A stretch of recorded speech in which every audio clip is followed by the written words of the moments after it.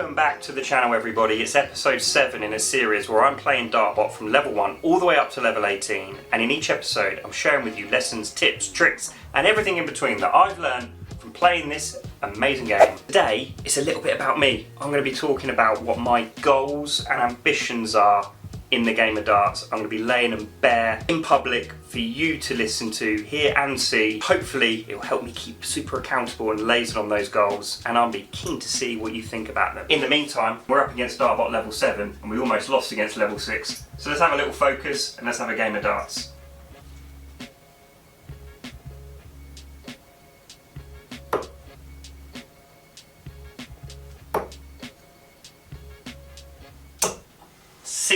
Very I'm warm. I have warmed up, but you wouldn't have known. They were a little bit up and down, weren't they? We're going to try and beat DartBot over these 18 games, and I know the hard games are to come. So let's chuck these through, and then we'll talk about our first goal.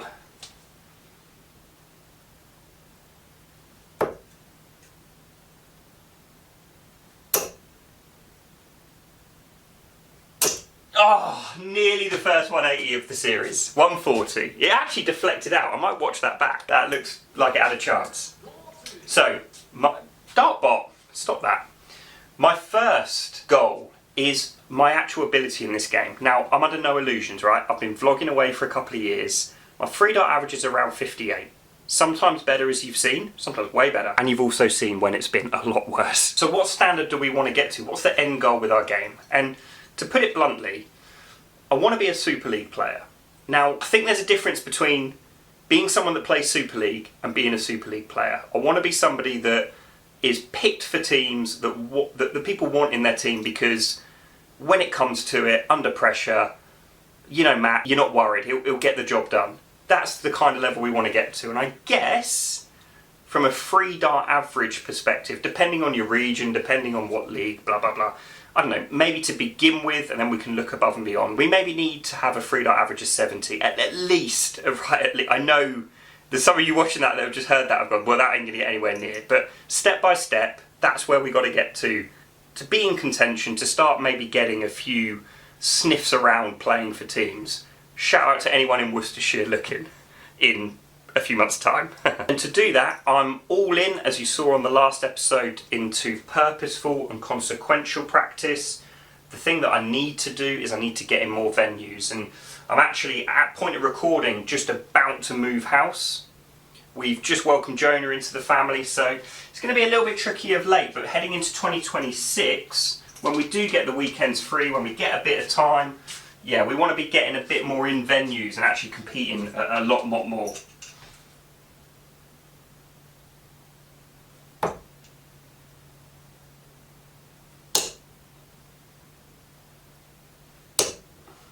Happy with that. Happy with that.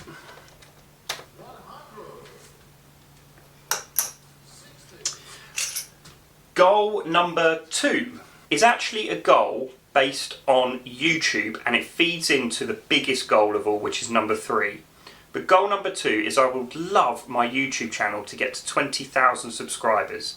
Why is that? The best thing about starting this channel is what I've gone on to do in the community with the DML, the Darts Mat League, the people, the members that I've met through doing that, both in the flesh and of course online, and the fact that there is a really lovely core community of darts players in the Discord and chatting to me through YouTube and so on and so forth, and we're all trying really hard to get a little bit better. Through that, I've actually bumped into a lot of new players or developing players around that kind of 35 to 40, 45 average, who want to get out of there. And I've been able to help and support and create an environment for a couple of players in particular that have gone on to be way better when they started. And that's been highly rewarding.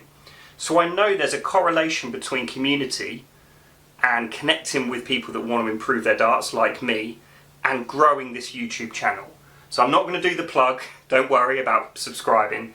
But that is exactly what we've kind of bubbling beneath the surface, what drives us to keep creating content and keep connecting with you guys. Goal number 2 is I want the YouTube channel to get to that 20,000 subscriber count.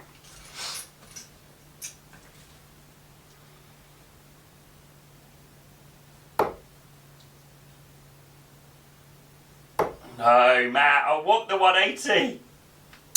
Oh, 1, 2, 3. I knew they were going well today. I just felt it. Do you ever get that? Do you ever get that? You have days where you're just like, I know I'm throwing it well. I know. I really should have saved this for level 15, 16. But I just knew I was playing well before I kind of flipped the camera on.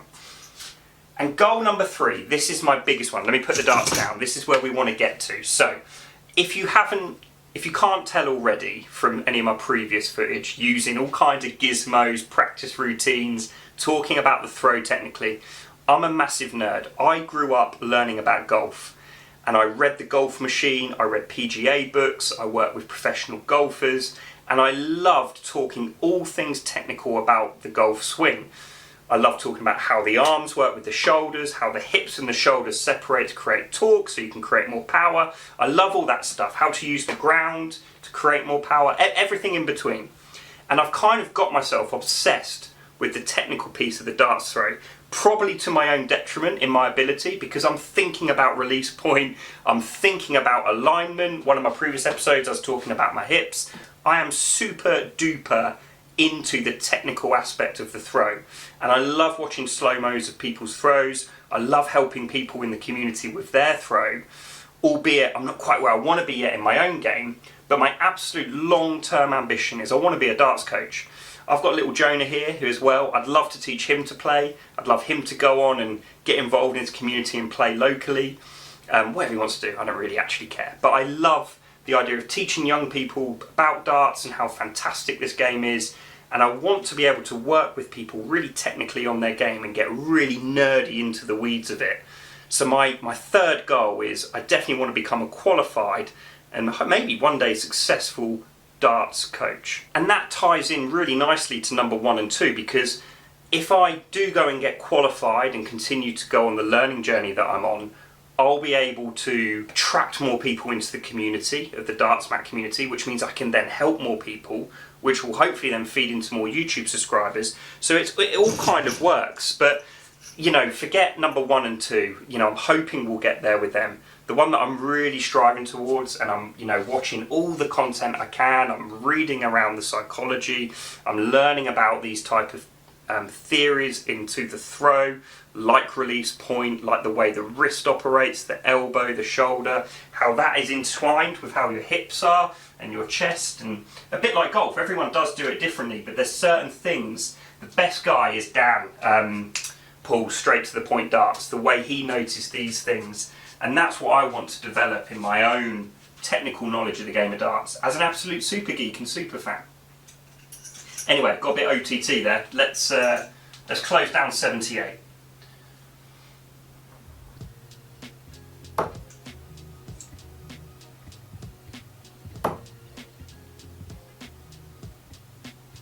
Yes! Oh, that is the best leg of the series.